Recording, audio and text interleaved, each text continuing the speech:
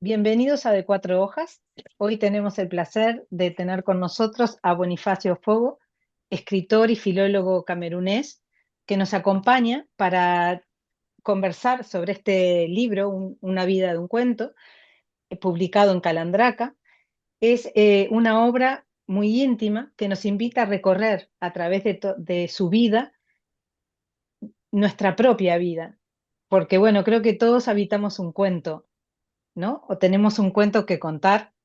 Y qué mejor que Boniface para que nos cuente este camino, esta experiencia de contar cómo llegó a la palabra sagrada, a la sabiduría de la palabra. Bienvenido, Bonifacio de Cuatro Hojas. Muchas gracias, Inés, por la invitación. Es un honor dirigirme a tus seguidores y en realidad yo creo que cada ser humano, la vida de cada ser humano es como un cuento. Si tenemos 40 años, 50, 60, echamos una mirada atrás y miramos con detenimiento y con compasión las cosas que nos han ido pasando. Realmente la vida del ser humano es maravillosa. Sí. Digamos que todo comenzó, voy a decirlo como comienzo, con, con estas palabras que le dice tu abuelo a tu mamá, Didi, que ya hablaremos de cada uno de ellos, Sí. y que dice, hija mía, me temo que este hijo tuyo no será de aquí. Su destino está lejos de nuestra tierra, en tierras lejanas, donde la palabra se la lleva el viento. Que la sabiduría de sus ancestros guíe sus pasos, pero que nunca olvide que Omasa siempre será su centro del mundo. Eh, Correcto. con Mi esto, madre- Cada vez que mi madre me ve físicamente, me recuerda estas palabras. ¿Te acuerdas de lo que dijo tu abuelo? Bueno, yo no me acordaba porque yo era bebé, pero ella siempre se encarga de recordármelo. Es decir, que yo soy el embajador de mi cultura por el mundo, por medio de este poder que me otorgó mi abuelo materno, mi padre, mi abuelo paterno, mis abuelas, me otorgaron este poder de embajador de mi cultura por el mundo por medio de las historias que voy contando. Pero también me dieron el encargo de que nunca olvide el lugar de donde vengo, que es donde está mi centro del mundo, el lugar donde yo nací. tu centro del mundo, cuéntalo de tu centro del mundo, que son tradiciones de, Yo de tu pertenezco a lugar. la, sí, pertenezco a la cultura Ubuntu. Y los Ubuntu tenemos la tradición según la cual cuando nace un niño o una niña, el cordón umbilical se entierra de cada niño o cada niña, se entierra a las raíces de un árbol. Muchas veces es un baobab, muchas veces es un árbol plantado específicamente para este niño o esta niña. Se entierra su cordón umbilical allí. Y curiosamente esta tradición la he encontrado entre los afrodescendientes de América Latina. Lo he encontrado en Colombia, lo he encontrado en Cuba. Entonces, esto es simbólico. El ombligo del ser humano está a la mitad de su cuerpo. Entonces, cuando se entierra el ombligo del recién nacido, la recién nacida, a los pies de un árbol, esto es una manera simbólica de indicar que este va a ser su centro del mundo. Por eso los Ubuntu tenemos este apego a nuestras raíces, al lugar de donde venimos, seamos quienes seamos, ejerzamos el oficio que ejerzamos, siempre es nuestro centro del mundo. Y además tenemos la obligación de realizar nuestro último viaje en este centro del mundo. eh, Aparecen personas en tu vida que han marcado este camino, siempre guiado por tus ancestros. Y en ello me parece muy importante la educación. Fuiste muy afortunado de poder tener una educación, de ir a una escuela que, Sí, bueno, que te quedaba una hora caminando, ¿no? Y encontrarte con Kiki, ese maestro que marcó tu vida. Monsieur. Pues vamos a darle a honrar a Kiki. Sí, sí, sí, sí, sí.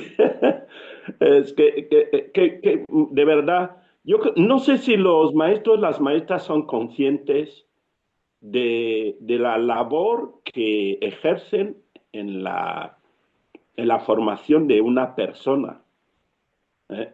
Yo creo que no, y no es suficientemente valorado a nivel social, ni siquiera a nivel político, a nivel económico, porque es una labor tan importante, porque yo recuerdo mi primer maestro, no era maestra, era maestro, el que me enseñó a leer y a escribir. Y este es el que me ha seguido, me ha acompañado, lo mismo que me han acompañado los abuelos, las abuelas de mi pueblo. Esta persona ha marcado de manera decisiva mi camino por el mundo.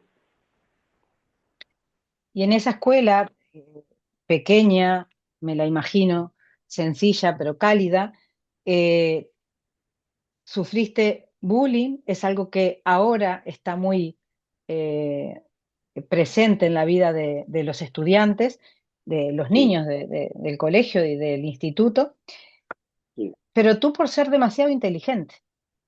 Sí.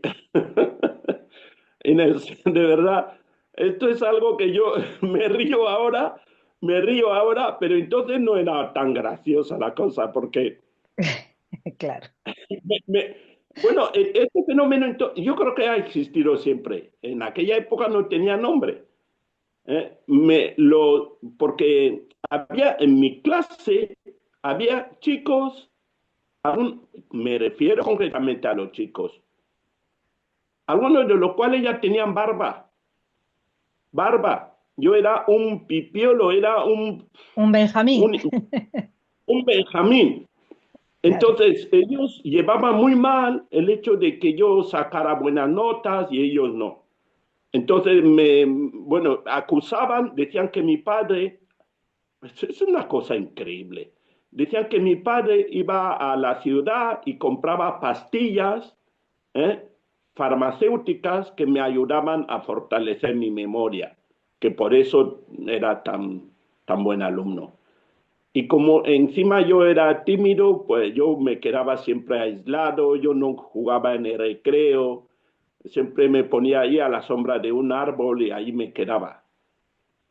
Pero bueno, eh, al final las cosas que nos pasan en la vida, con el paso del tiempo, porque el tiempo es la mejor medicina, tenemos la capacidad de verlo de otra manera, porque el ser humano tiene una fuerte capacidad de resiliencia, ¿no? Entonces, aquello para mí fue más que un motivo para desalentarme, fue lo que más me animó a continuar.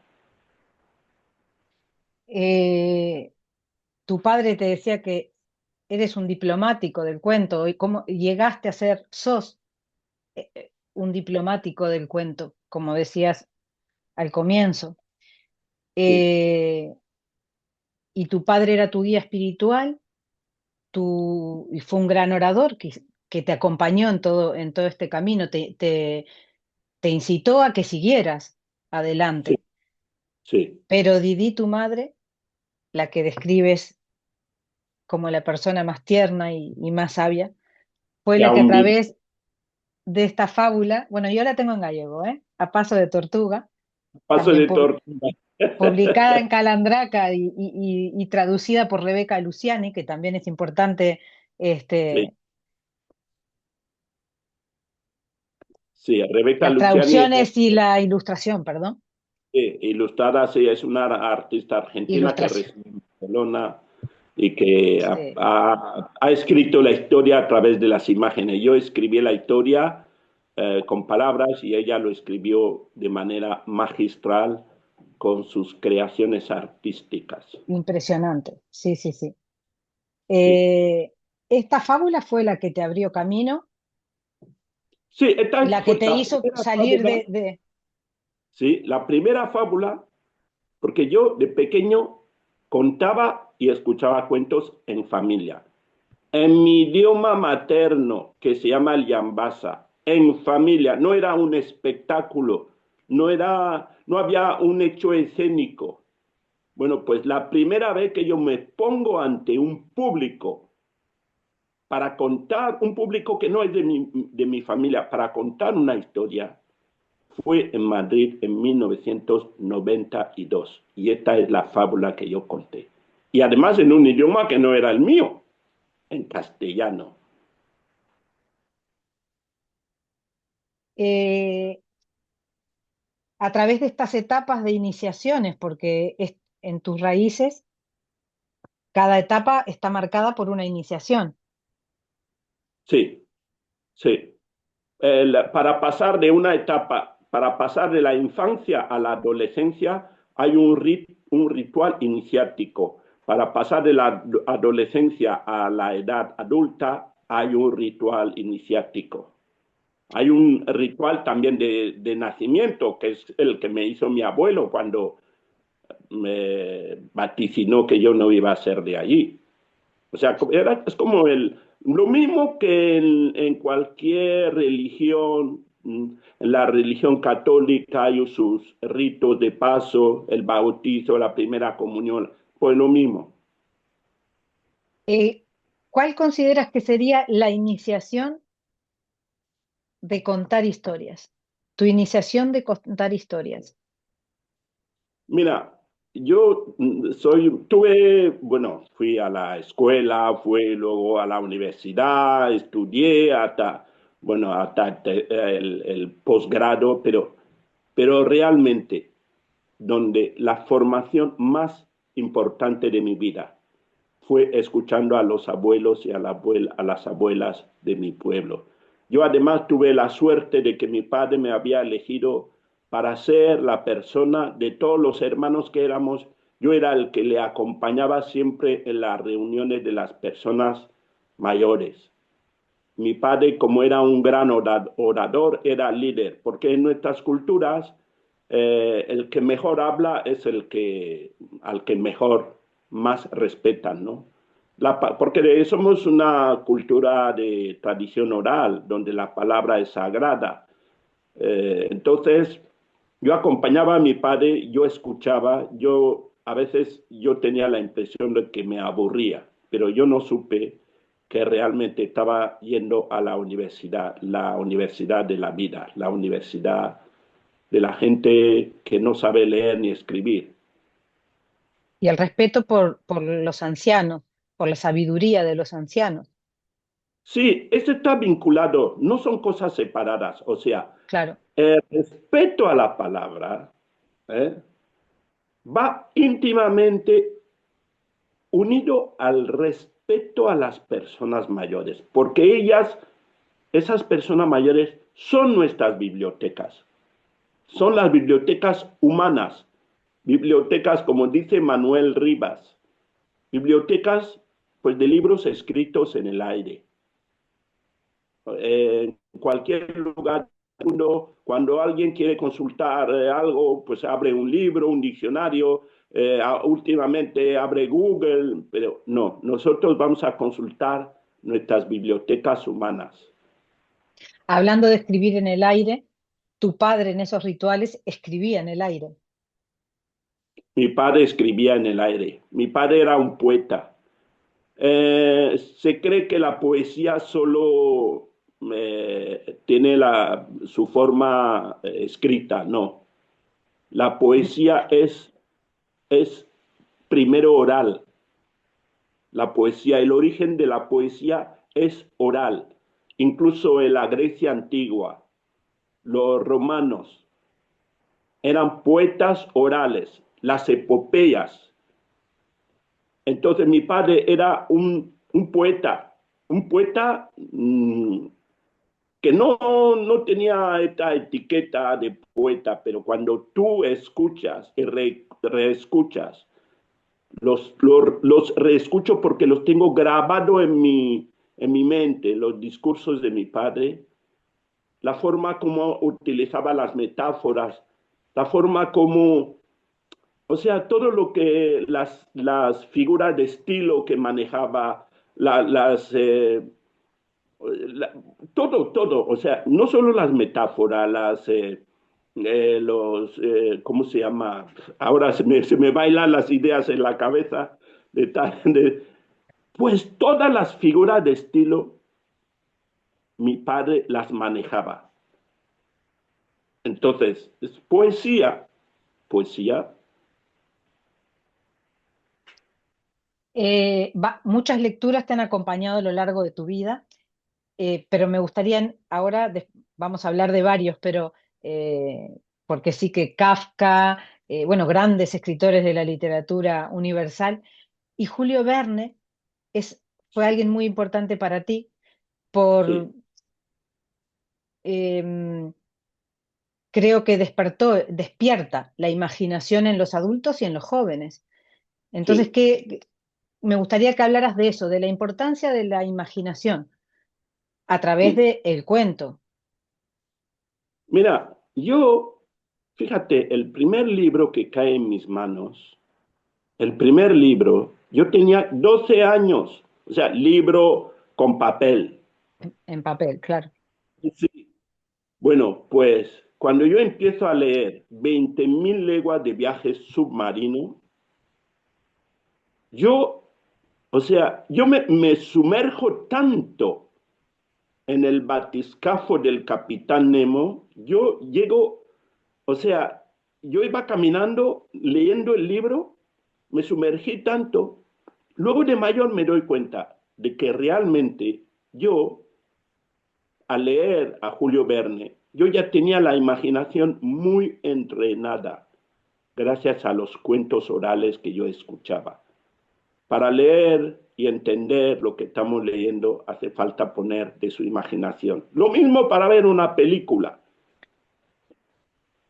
Hay que tener la imaginación, si no, uno se aburre en 2 minutos. Entonces, la imaginación es increíble, es realmente la base de todo ser humano. O sea, el imaginario, tenemos que desarrollar este lado de nuestra imagen, fortalecer, porque los seres humanos no somos seres únicamente prácticos, no vivimos solo de pan, ¿no? O sea, también tenemos que alimentar este lado, digamos, abstracto, este lado insustancial, este lado intangible, esta capacidad de visualizar lo que los ojos no ven. Como dice Saint-Exupéry en El Principito, lo esencial es invisible a los ojos. También ese libro, El Principito, fue eh, Sí, uno de tus fue, libros más preciados. yo realmente, yo empecé, yo creo que empecé a construir mi casa por el tejado, porque ¿cómo, cómo uno empieza a leer? O sea, a lo mejor, o sea, yo Suele empecé pasar. por lo mejor. Y bueno, y pasa el tiempo y con una maleta vienes a estudiar a la Universidad Complutense de Madrid, esa maleta mal hecha, esa Hice mal. maleta que has hecho mal esa maleta. Y entonces, dentro de esa maleta, eh, podrías hablarnos de la música, algo tan importante para ti y para todos, ¿no? De la soledad Sí. y, y el cuento que fue tu refugio en esa soledad que viviste llegando a una ciudad tan diferente a lo que era la tuya. Inés, yo con 22 años, cuando llego a España, cuando llego a Madrid, no sé el significado de la palabra soledad, ni siquiera formaba parte de mi vocabulario, y menos de mi realidad. Yo llego de manera premonitoria, fíjate, el taxista yo venía con un compañero, el taxista que nos conduce del aeropuerto hasta el centro de Madrid nos lleva a un hostal que se llamaba Hostal Soledad. Fíjate cómo son las cosas. Hostal Soledad. Los primeros días, 10 días que pasamos en ese hostal, ya nos marcaron para siempre. Ahí empezamos a descubrir, o sea, solo podíamos hablar los dos. No conocíamos a nadie. A partir de ahí empezaron 5 años de travesía del desierto. Yo ahí me doy cuenta de que cuando yo hice mis maletas, bueno, mi maleta, yo nunca había viajado. ¿eh? El primer viaje que yo hago es para irme de mi país. Entonces, yo no sabía cómo se hacía una maleta. ¿eh? Entonces, yo metí en mi maleta un ejemplar de Don Quijote que me había costado un riñón en Camerún. Y yo no quería dejarlo. Entonces lo metí en mi maleta. Cuando llego a Madrid, en casi todos los escaparates, hasta en las panaderías, se vendía el Quijote. De verdad. Te, te voy a decir algo. Yo hubiese hecho lo mismo, me hubiese traído mi Quijote, que lo hice, por cierto. Pero bueno, Entonces esa ahí me soledad, doy sí, cuenta de que realmente lo que yo tenía que haber traído eran mis cintas de cassette de música. del Claro. músico al que yo pasé 5 años sin poder escuchar la música de Dina Bell, el músico que me ha acompañado a lo largo de la vida y que ahora es mi amigo, que sigue cantando. Ahora nos hemos hecho amigos. Ahora están las redes sociales, tú entras en YouTube, escuchas cualquier música del mundo, pero imagínate, años 88, 89, yo pasé 5 años sin escuchar una sola canción de Dina Bell. Bueno, era algo terrible. O sea, cuando uno viaja, aparte de hacer la maleta, ¿no? Hay unas maletas invisibles que nos llevamos, que son las maletas emocionales. Sí, así es. Nos llevamos la patria en esta maleta invisible. Nos llevamos a todos los seres humanos que amamos. Y esto es algo, de allí el dolor del emigrante, ¿no? Pero bueno, después siguen apareciendo personas marcándote ese camino hacia el cuento, hacia el orador que eres ahora, el gran orador que eres ahora. Paloma, parece Paloma. Paloma, Paloma. Qué lástima. Espero que pueda ver esta entrevista. Paloma, acuérdate de mí, de la Universidad Complutense. Tú estabas en filología clásica, yo estaba en filología hispánica.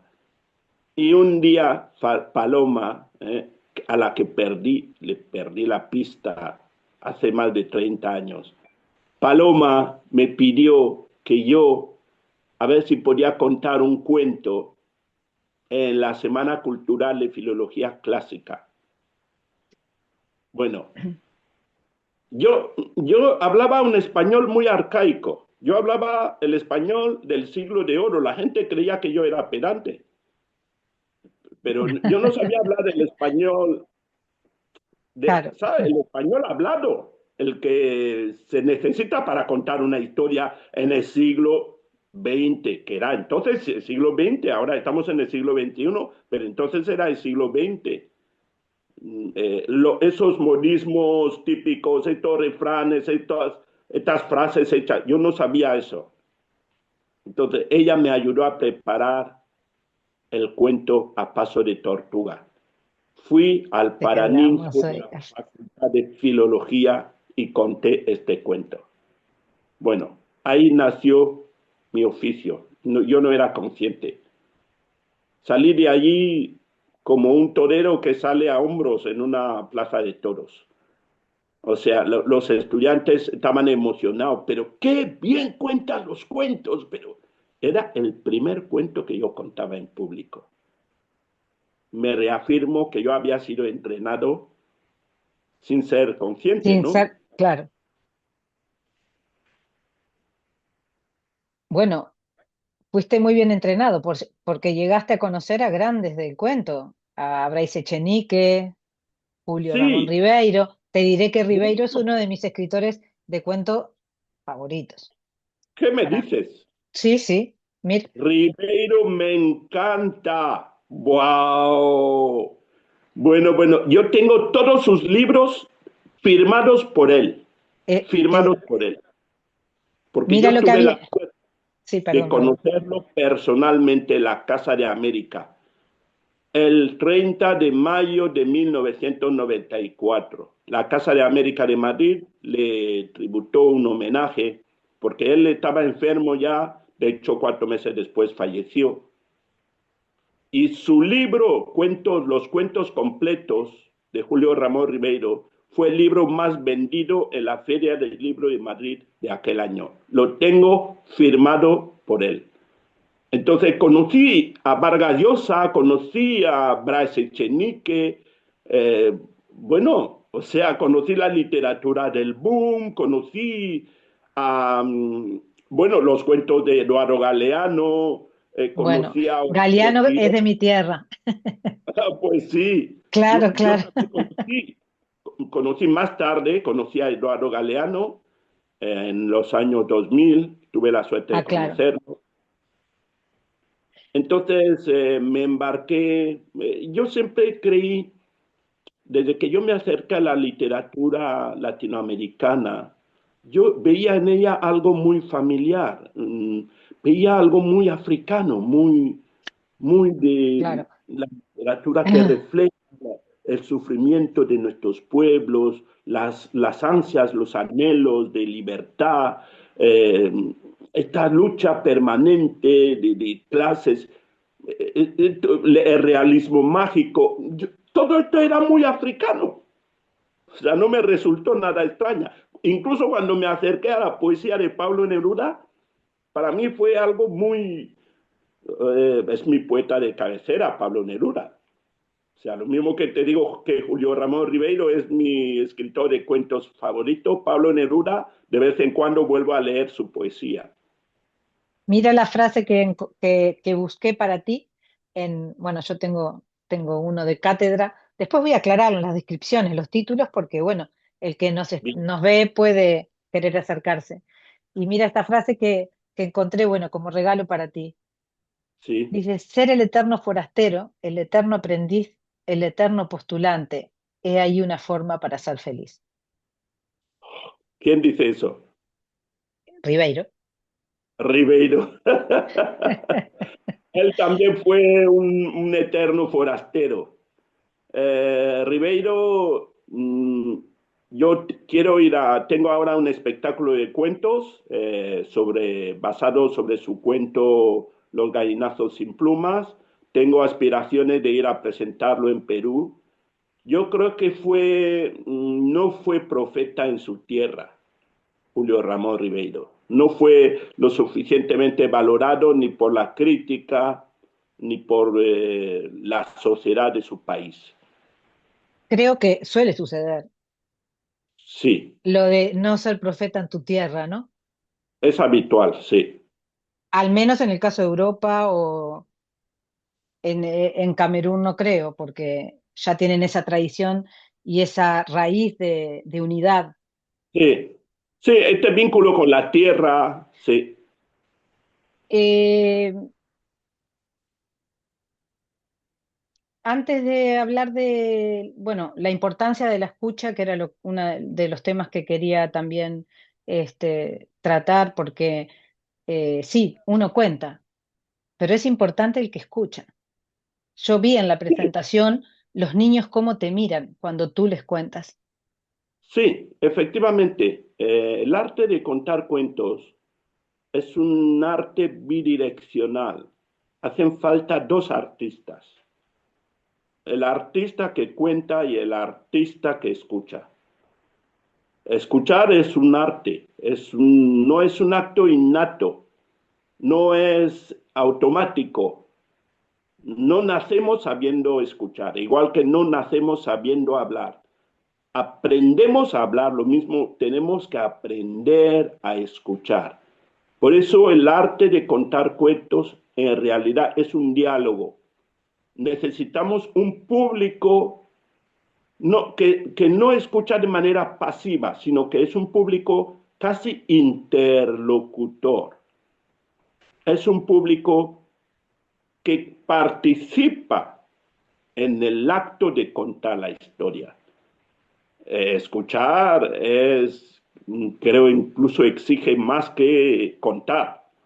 Escuchar consume mucho la energía, consume, por eso la persona que escucha, si escucha de verdad, termina doblemente cansada que la persona que está hablando.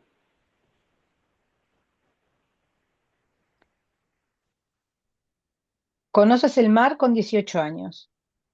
Te llaman la Sí, atención las mareas, esas mareas que van y vienen, y te haces consciente que esto en pocas palabras que mm, me lo resumas cuando descubres que, que tu pueblo, bueno, que la raza africana fue esclavizada. sí, Tengo en Calandraca está este otro cuento que se llama Breve Historia de la Esclavitud, de la esclavitud. Este que libro, también lo voy a dejar anotado porque es un libro, me parece fundamental sí, para entenderlo, pero tú con 18 años, ¿cómo con entiendes? 18 años, mira, yo vengo del interior. Imagínate que mi provincia se llama la provincia del centro, se llama así. Es Ujú. decir, cuando yo nací, cuando yo era pequeño, el mar quedaba a 2 días de viaje. 2 días. O sea, ahí las distancias no se miden en kilómetros, no, se miden en tiempo para llegar, porque hay que cruzar ríos que no tienen puente, que tienen un transbordador, el transbordador a veces se estropeaba, pasabas una semana allí, o carreteras llenas de barro. O sea, el mar era una verdadera fantasía. De hecho, en las leyendas que nos contaban de la Mami Wata, que es la diosa del agua, que es la misma que adoran los afrodescendientes en Cuba, Yemayá, en Brasil, ¿no? Seguramente los negros de Uruguay conocen a esta diosa. Es común a todas las comunidades negras del mundo. Entonces nos decían que era una mujer de cabellera larga, muy Larga, hermosa, sí, que vivía en su campamento subacuático. Hay Mamiwatá de ríos y Mamiwatá del mar. Entonces, que ella salía por allí, a veces se metía en fiestas para seducir a algunos hombres de moral distraída. Luego los llevaba a su campamento subacuático, los esclavizaba. Nos decían que el mar, donde residía la mamiwatá del mar, que era necesariamente más poderosa que la mamiwatá del río, que el mar, el agua del mar, solía irse de viaje. Una vez al día el agua del mar se iba de viaje. Mientras estaba de viaje, algunos peces quedaban embarrados. Entonces las mujeres del lugar iban allí a capturar los peces. A veces el agua del mar regresaba de manera imprevista y muchas sí. mujeres morían ahogadas. Entonces, cuando yo conozco el mar, me quedé fijamente mirando, vigilando para ver el momento en el que el agua se iba de viaje. Vigilando, vigilando, descubrí que sin darme cuenta, el mar se había retirado. Luego, sin darme cuenta, horas después había regresado. Más tarde entendí que eran las mareas. ese mar empezó a traerme estos recuerdos de lo que nos habían enseñado en la escuela, que nos habían enseñado de manera aséptica, sin ningún tipo de crítica, sin ningún tipo de valoración, que la esclavitud, de hecho no se hablaba de la esclavitud, se hablaba del comercio triangular, como si fuera un triángulo, un comercio convencional, que los europeos se iban a América, conseguían el oro y con ese oro se iban a África, compraban esclavos y los llevaban a América. Esto en mis clases de historia se llamaba el comercio triangular, cuando realmente tendría que haber sido un capítulo, ni siquiera un capítulo, un curso entero de enseñar lo que fue la esclavitud.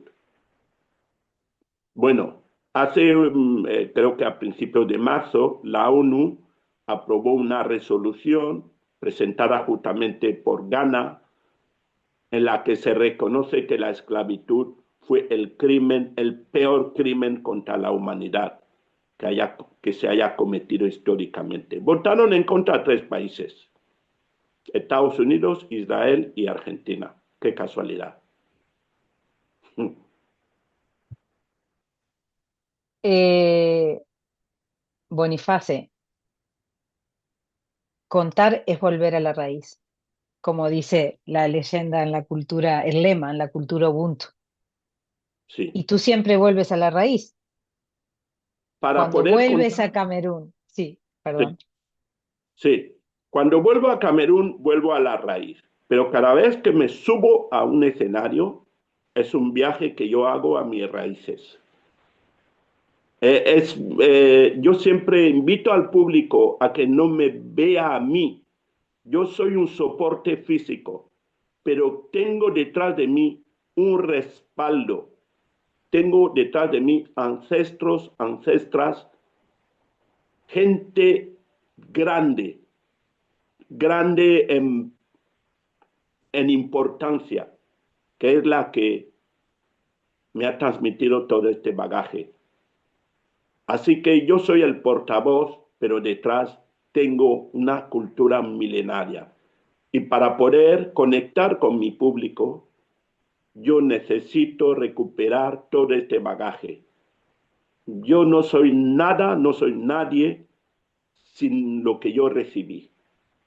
Entonces, cada vez que me subo a un escenario, tengo que rendir tributo a toda esta cultura milenaria, todas estas leyendas, este patrimonio inmaterial. Vuelves a Camerún y esa sorpresa de tu madre porque, bueno, porque vives del cuento. Sí, vivo en el cuento Esa a mucha honra. a mucha hora, esa de, y te pagan por eso, como dice. Mi padre se escandalizó cuando le dije que me pagaban por contar cuentos. Y mi padre cuando me dijo, de verdad te pagan por eso? Le dije, sí. Me dijo, los blancos se han vuelto locos. Me encantó ese pasaje, me encantó, ¿no? Eres profesor, funcionario, bueno, claro, me imagino que ellos estás en Madrid, en la universidad, haciendo una carrera, y bueno, Sí, y ahora compartes palabras por el mundo. correcto. Sobre todo mis países de predilección son de América Latina. América Latina me cambió la vida. O sea, conocer América Latina fue más importante que cuando conocí España. Cuando empecé a viajar a América Latina en 2005, que ya la he visitado casi entera, me queda Perú, que voy a ir a Perú este año, realmente fue como volver a nacer, redescubrir un mundo nuevo. ¿Vuelves a Camerún habitualmente? Vuelvo a Camerún, tengo la obligación de volver allí con mucha frecuencia, no solo porque vive mi madre, sino porque es mi fuente de inspiración. Bueno, Boniface, ha sido una charla eh, magnífica. Me encantó conocerte en la presentación en la librería Well de Cangas, charlar ahora y, y para lo que nos escuchan, Sí, para la gente que cont- te sigue y que nos escucha, este libro, he publicado muchas cosas, pero este libro, no porque sea una autobiografía, pero este libro es realmente, tiene, ahí, cuando yo empecé a escribirlo, me vacié, o sea, allí dejé realmente parte de mi alma. bueno, podríamos decir que fue otra de las iniciaciones para lo que venía después, porque este libro ya tiene sus años publicados. Sí, se publicó por Que te- primera vez en el 2006 por el Ministerio de Educación y el año pasado Calandraca sacó esta edición que ya está agotada, se va a reimprimir. Es un ¿Cuánto libro, me la alegro? gente que me conoce y que lo ha leído me dice, no, no, es que este libro está escrito con las gotas de tu sangre. Con el alma está escrito, sí, sí. Sí, Bueno, me alegro mucho que se vuelva a otra edición, a imprimir otra edición, que sigas adelante compartiendo tus vivencias, tus palabras, y que bueno, los que te escuchamos también contemos cuentos y sigamos esa exactamente. tradición de ser abuelos, contar un cuento a Sí. sobrinos, a alumnos, Todo el a mundo hijos. puede contar un cuento. Incluso un niño, una niña de 8 años es capaz en una comida, una cena familiar, de repente levantarse y contar una historia, asombrar, o sea, fascinar, incluso yo diría hipnotizar a su familia con una historia. ¿Cuál fue esa relación con los niños? ¿Cuál fue un recuerdo cortito? A ver, que te acuerdes de algún niño que te cautivó con algún comentario. No, mira, de hecho tengo un proyecto editorial de escribir solo las cosas que me han pasado con los niños. Ah, me encanta. Realmente. Es un público asombroso. Siempre te salen con algo que tú no lo esperas. Ojalá los adultos pudiéramos conservar, no, pero de vez en cuando rescatar esta herencia infantil que guardamos en nosotros. Es lo mágico, es lo verídico, lo genuino. La inocencia no es algo malo como se diga, no. La inocencia es lo que nos hace verdaderos, auténticos, no la sofisticación, este retorcimiento que tenemos de los adultos de buscar los tres pies al gato. ¿No? Los niños son verídicos. Bueno, seguiría charlando contigo. Ya tendremos oportunidad de volver a charlar cuando saques Ah, el libro con las anécdotas de los niños, que había un escritor, no sé si, creo que era argentino, uruguayo, que era un maestro que había publicado las cosas graciosas que le ponían los niños en la escuela, en las libretas, y a mí me sí, encantaba. Lo tengo por ahí sí. guardado, creo que me lo traje de Uruguay. Así que bueno, leeré encantada tus anécdotas en tu próximo libro, Y lo escribiré en forma de cuento, seguro. y aquí te recibiremos con todo el cariño, Bonnie. Muchas gracias, Inés, por recibirme en tu canal y un fuerte abrazo a la gente que te sigue. Muchas gracias, Bonnie, y un abrazo enorme a ti también. Un abrazo.